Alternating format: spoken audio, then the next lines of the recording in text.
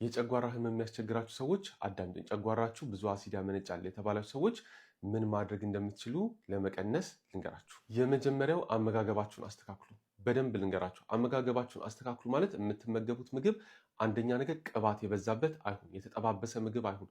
ቡና፣ ቸኮሌት፣ ቲማቲም የመሳሰሉ ጨጓራን የሚቀሰቅሱ የጨጓራ ህመምን የሚቀሰቅሱ እንዲሁም ደግሞ የሚያቃጥሉ ምግቦችን፣ ቅመም የበዛባቸው ምግቦችን ማስወገድ ይጠበቅባቸዋል። በፍጹም ደግሞ ለስላሳ መጠጦች፣ እንዲህ ጋዝ ያላቸውን መጠጦች በፍጹም መጠጣት የለባቸው። መመገብ ያለባችሁ እንደ ኦትሚል፣ ሙዝ፣ ሩዝ እንዲሁም ደግሞ የተቀቀሉ አትክልቶች የምትመገቡ ይጠቅማችኋል ማለት ነው። ሁለተኛው ደግሞ መመገብ ያለባችሁ በአንዴ ብዙ ሳይሆን በየ3 ሰዓቱ የተወሰነ መመገብ።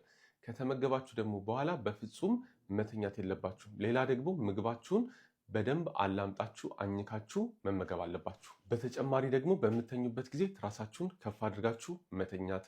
በተቻላችሁ ጭንቀትን መቀነስ። የተለያዩ አልኮል ምናምን የምትጠቀሙ ከሆነ እነሱን ማስወገድ ይኖርባችኋል። በመጨረሻም ደግሞ እየተባባሰ የሚመጣ ከሆነ ሐኪም ጋር በመሄድ የሐኪምን እርዳታ ማግኘት ይችላል። የተለያዩ የሚታዘዙ መድኃኒቶች አሉ ይህንን ለማስተካከል ማለት ነው። ስለዚህ የሐኪምን እርዳታ ማግኘት ትችላላችሁ። እነዚህ ይረዷችኋል ብዬ ተስፋ አደርጋለሁ። ዶክተር ሶፎንያስ ኤርሚያስ ነኝ። አመሰግናለሁ።